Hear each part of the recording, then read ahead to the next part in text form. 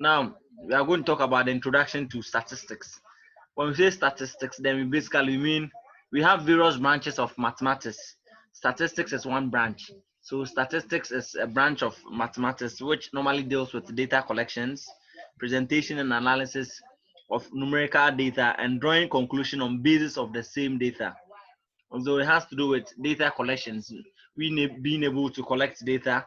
It has to do with presenting the data, whether in a table form or anything, and it has to also do with analyzing the numerical data. And after analyzation or after analyzing, you're able to draw your conclusions based on the same data. So, for instance, if if MTN want to set up maybe a joint at Cape Coast or maybe Eastern region, most of us were at Manfe. Maybe initially MTN wasn't at Manfe, but now they want to, or maybe they were at Manfe, but they want to bring another more projects at Manfe. What they do is they send out their data analysts or their statisticians to go to Manfe. Then based on what they want, maybe they can go and check that okay, how many people use MTN at Manfe? How many people use maybe Vodafone at Manfe? How many people use Tigo at Manfe? And based on their statistics, they come and they analyze the data. So when they come, well, maybe when they went, they realize okay, MTN people, maybe 30 people use MTN, maybe 20 people use Vodafone, maybe 10 people use like Tigo. So based on that, when they come, they are able to combine what they wanted. They can also sometimes they ask a lot of questions. Okay, why is it that 30 people are using MTN and 20 people are using Vodafone, and maybe 10 people are using Airtel? And so they are going to ask all these questions based on the data they collected.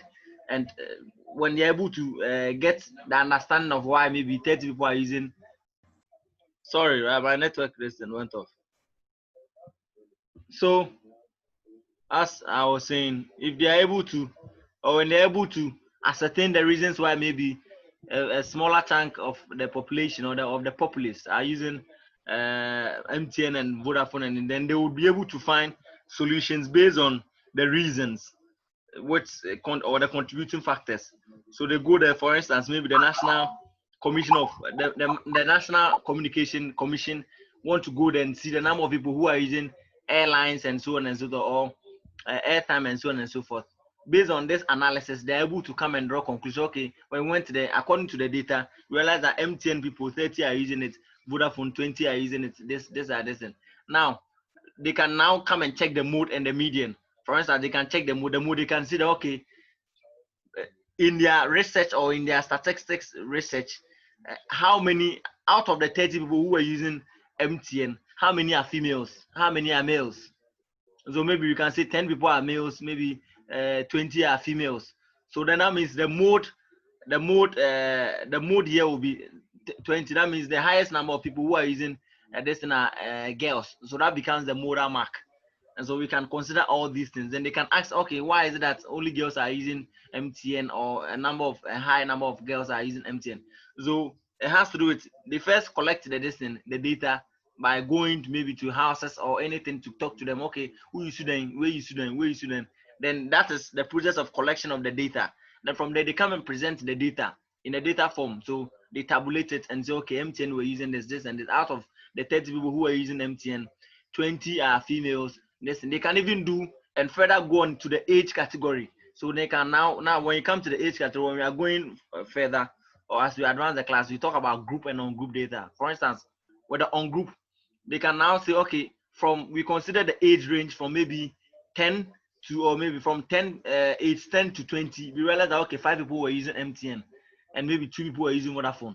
Then now they can also consider from the age range of 20 to maybe 30, this amount of people were using MTN, or this amount we were using Vodafone. And that's after collating all these results and presenting them. They will now come and analyze the data. So now come and analyze the data. Okay, what is the reason, or what is the main reason why these people are using this? What is the main reason why these people are also using this? Okay, what could have informed a large chunk of ladies using MTN? What is also informing a large, okay, then now they realize that after being able to ascertain that, then now they can come and say, okay, is there any problem with this? Is there any problem with this? Okay, if there's a problem, what solutions can we find? then now they can be able to profess solutions. Okay, let's say, okay, maybe the poles, the telecommunication poles at Manfi is not well, or maybe it's just stationed to a particular place. Maybe it's just only at Methodist Girls. So we realized that by our research, we realized that only out of the 30 people we had, 15 people were living around the Methodist Girls, and only 5 people were living down Methodist Girls. Then we realized that those living as, maybe around the roundabout were just few people we noticed they were using MTN. So that means there might be a problem with their connection at the place. And so as a result, okay, then let's fix some poles there or something. You get it? Or maybe there isn't that availability of the merchants who sell this Airtel and this thing, so they can consider all these things. Or maybe there can also be that they lack education on the usage of MTN or Vodafone or anything, and so that means they can also now profess, okay, then per the research, we were able to find this and this and this and this, and because of the research, now okay, we advise that, okay, let's go and do education there, let's go and do all these things. So normally when you see before some of the companies who want to go to area, they go there and go and do this survey. Their statisticians go and do the survey and so on and so forth. So before they go there, they are well prepared. Then when they go there, they go and find a lot of information. Before they go there, they are well prepared. They know that, okay, they've studied the market and see that, okay, looking at maybe I want to sell Sobolo at Manfi. But looking at Sobolo, which class of people will love to take in Sobolo? So they go there and they go and do search. So after doing the search, you realize that, okay, there are a lot of students or there are a lot of kids at Methodist Girls, and there are a lot of kids at Eastern Region, and realize that kids also love Sobolo a lot. And so, okay, and that means the place is viable for the business. So then they can go and set up a Sobolo joint there. So before they go, before you see that there's a Sobolo joint there, they have maybe already done the research and so on and so forth. And so basically that is statistics. So statistics, or when you go to every department, we have biological statisticians, we have physics statisticians, we have the mathematical statisticians, and so on and so forth. We find them in football places, any company. When you go to banks, they are there. When you go to the hospitals, they are there. The hospitals, they collect the sickness, all those things. They are responsible. Like for instance, the COVID-19 sickness available, they are able to see that, okay, based on this thing, we realize that Accra, there are this number of people who had this thing, and as a result of maybe community spread, maybe people who came from outside or their contact, they do all those things. The biological statisticians, they do all the numbers, the data collections based on the information they get from other sources, or maybe from the disease control people or any other things. So they call it. Then when you go to where they do the electoral commission, they have statisticians also there. They have to collect the numbers. You realize that just last week they were able to tell us that, okay, about 8 million people or Ghanaians have been registered. So they do all those things. Some they do it with machines and so on and so forth. They do simulations, and so they do all these things. When you go to the Ghana Statistical Service, they are able to tell that, okay, there are about 50,000 or 30 million Ghanaians, and out of their research, they're able to, or out, and normally they do a consensus. They're able to tell that, okay, out of this 30 million people, we have about 10 to, out of the 30 million, maybe about 5 million to 10 million are maybe kids, or maybe are the youth. Then they can say that, okay, the old age, maybe from around 60 to maybe 100 people are. We also realize that they are also about 10 million, about 5 million. And they can say that, okay, the people who range between 20 to 40 are also around maybe 10 million. Then they can now say, okay, looking at the numbers, then we can find a percentage. Okay, if 5 million of the out of the population of the country are maybe females, then we can say that the female population is maybe 5% or maybe 2%. So they do all these things. So basically that's statistics. So when you go to the university, you can study statistics. You can work anywhere. You can work at the bank, you can work at the economic firm, anywhere you can work there. So that is it. So today we are going to talk about more about statistics, and basically that is it. They are using the psychology department, biology, economics, education, sociology, business, etc. Now let's define some terms under statistics. Now we are going to first consider something called discrete data. Discrete data. Now when we say something is discrete, then we are saying that it has It's countable. Let me put it that way. It is countable. So maybe for instance, from 1 to 10. Sir, please the spelling. Discrete. D-I-S D-I-S D-I-S D-I-S. So we can say discrete. We'll have to do D-I-S-C-R-E-T. Discrete data.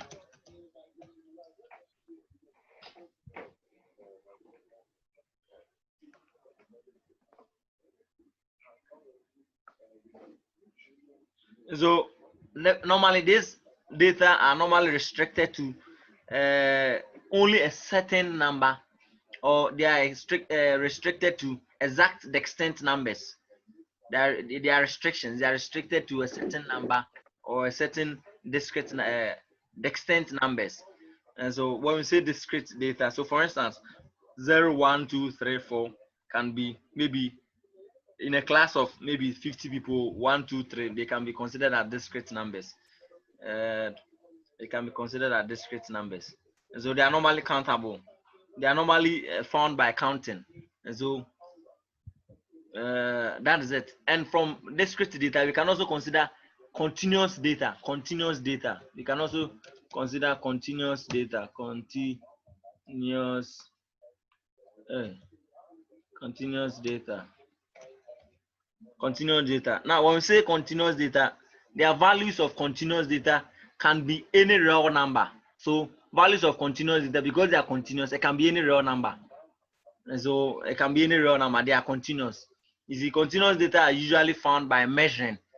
They are found by measuring, not counting, like height, like age, and so on and so forth. They are width. These are continuous numbers. They are normally, so you have the 1.5, 1 point this thing, but normally when they're discrete, we won't talk about the 1, the 2, the 3, the round figures. Or the continuous, they are normally found by measuring, not counting. You get it? And they are rounded to a suitable degree of accuracy. They are normally rounded to a suitable degree of accuracy. And so this, we are talking about large numbers here. For example, the weight height can be measured to the nearest kg or cm respectively. And so we can talk about this thing. So now we said under the data, we have the discrete data and we have the continuous data. We said the discretes are normally limited to or restricted to a certain or exact extent numbers. And we also understood that continuous are normally any real number, and they are normally measured, not counted. They are normally.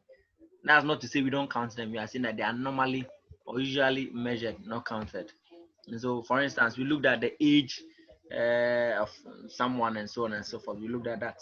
Now, from here, we can also consider one terminology we can consider as frequency. That we already know, not the one in physics, please. Frequency. Now, when we say frequency, then we mean that is the number of occurrence of individual or an item that falls under a particular a class. So we are saying that is the number of occurrences or occurrence of individual items that falls under a particular class.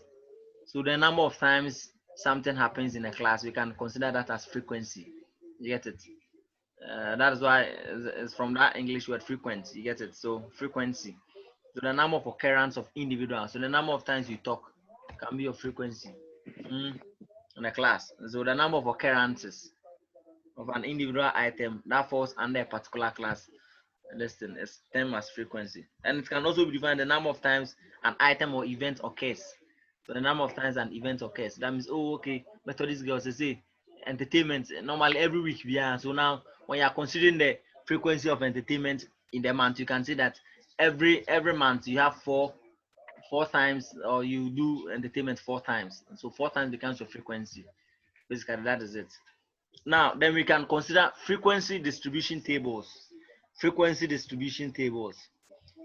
Frequency distribution tables. Another frequency, we can consider frequency distribution tables. Distribution tables. Now, when we say frequency distribution tables, then what we mean is that in the first place, we know we are talking about table here. And so being able to group frequency into table or in a tabulating frequency. Let me put it that way. Now, it's a tabular arrangement of data by grouping them into class together with corresponding class frequencies.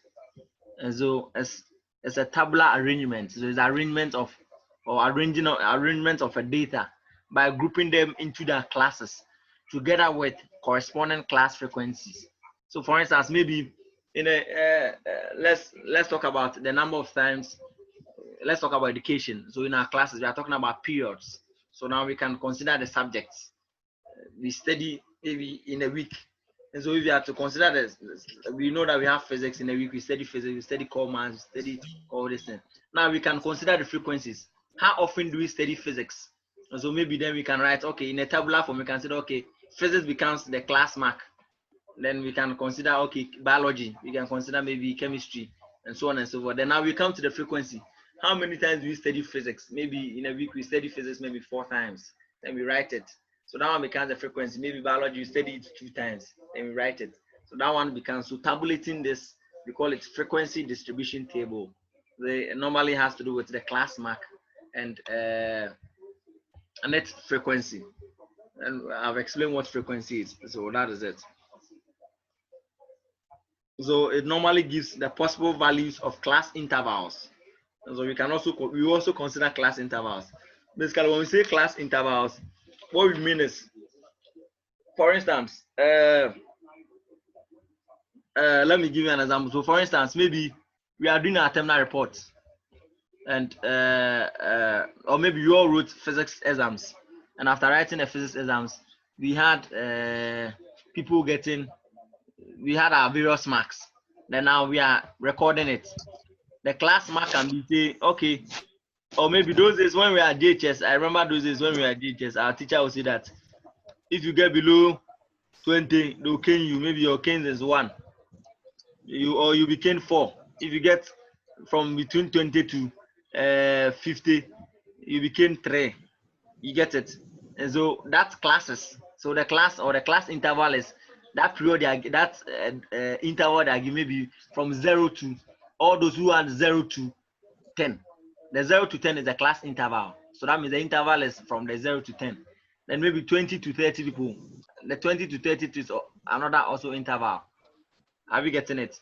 Then now we can consider the frequency. So we realize, okay, how many of us, so maybe 0, all those who are 0 to 30, how many of us had 0 to 30? Then now we can consider, okay, anyone who had 1 over 100 will fall under the 0 to 30. Anyone who had 2 over 100 will fall under it, at or 30. And so then maybe we had 10 people getting 0 to 30. Then we can also consider 0 to maybe from there we can consider 30 to maybe 40. 30 to 40. Then we can maybe say 12 people had it. So this is what we call the class interval. The interval is the 0 to 30, but this one is the mark. The overall is mark, but the interval is 0 to 30. It happens within an interval, so that is this. But this one is class mark. Then we can consider the frequency. Here will be the frequency F. So that is it. We all know all these things. Then we also have to talk about the tally table. The tally table also has the mark. The marks also have the frequency, and you also have the tally. We all know what the tally is. We all know what the tally is. So for instance, if this is our tally, let me listen. So for instance,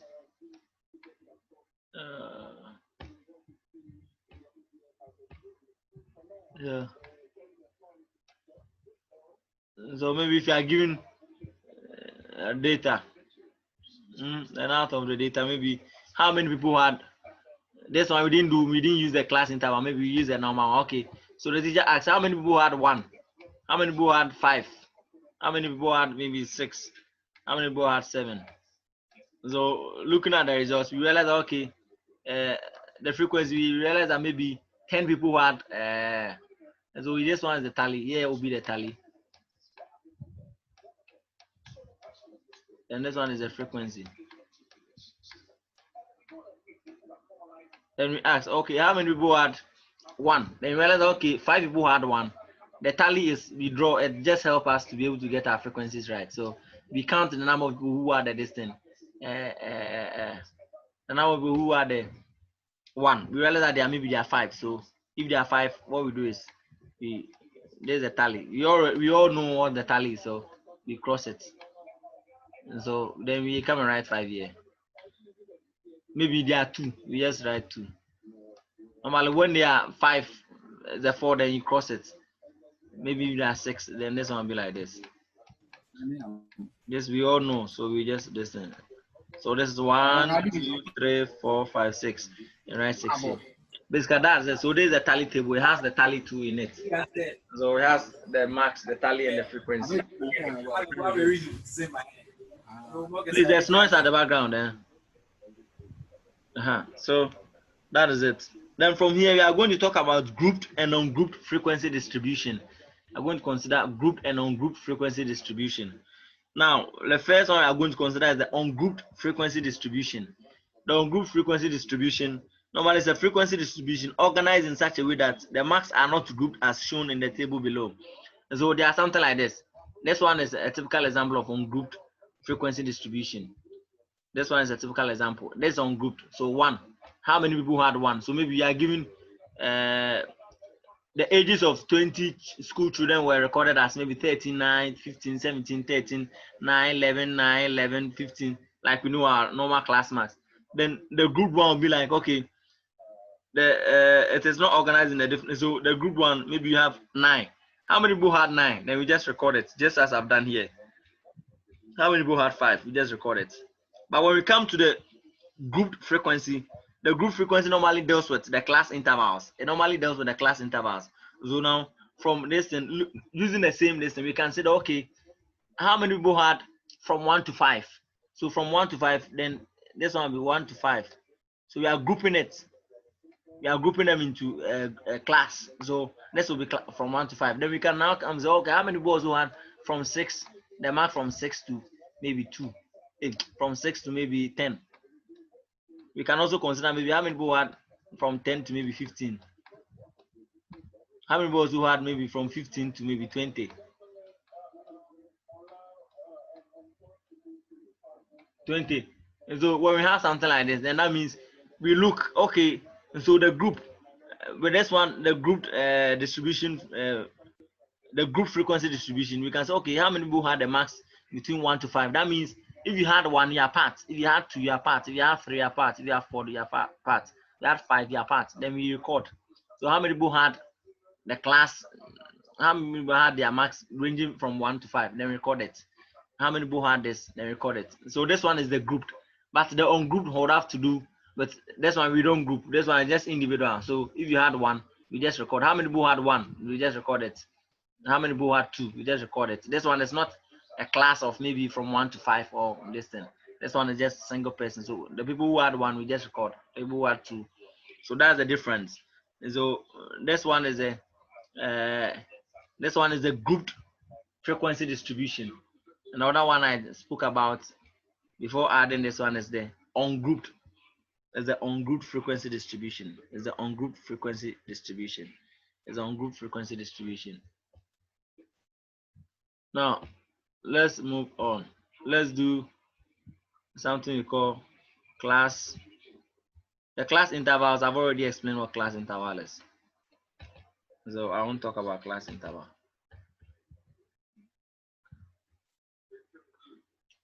So we have the, I've already spoke about the class intervals. So the class intervals, let me just go class intervals. So when we have maybe a set of numbers, when we say class intervals, then we mean, okay, maybe all those people who are maybe from 35 to maybe 40, from 35 to maybe 40. This one becomes the 35 to 40 becomes our class interval. Now the 35 we call it lower class limit. The 35 we call it lower class limit. The 40 we call it upper class limit. The 35 we call it the lower class limit.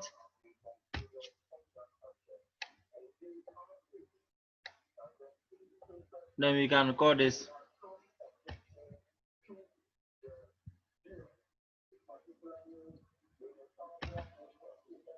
we call this lower class limit. Class limit. We can also consider, you can also call this one upper class limit.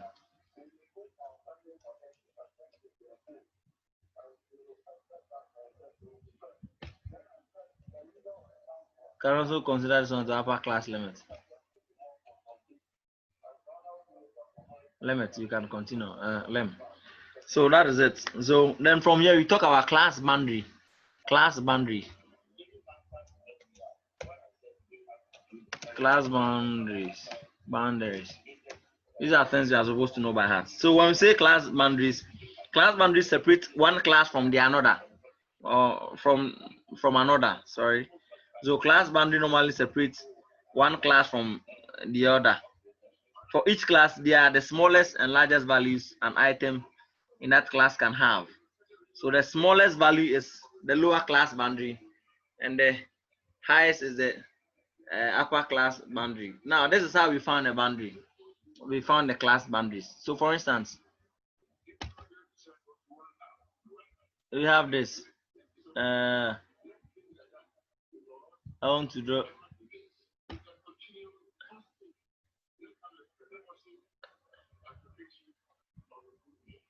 So, we have this. Then we can have a.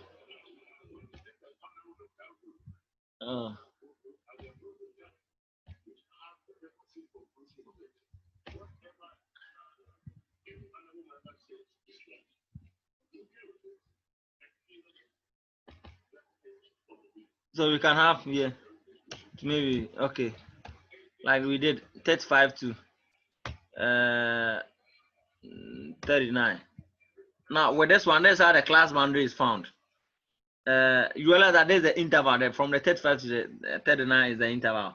But now if you want to find for the class boundary, for the group frequency distribution, each class boundary is usually half.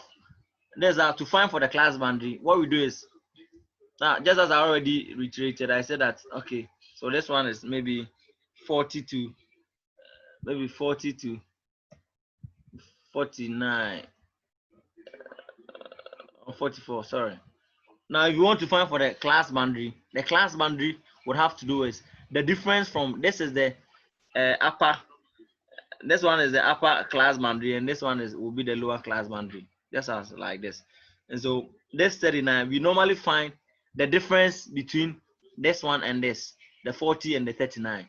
That means from one class to the other class, because I already told you that for each class, they are the smallest and largest values an item in that class can have.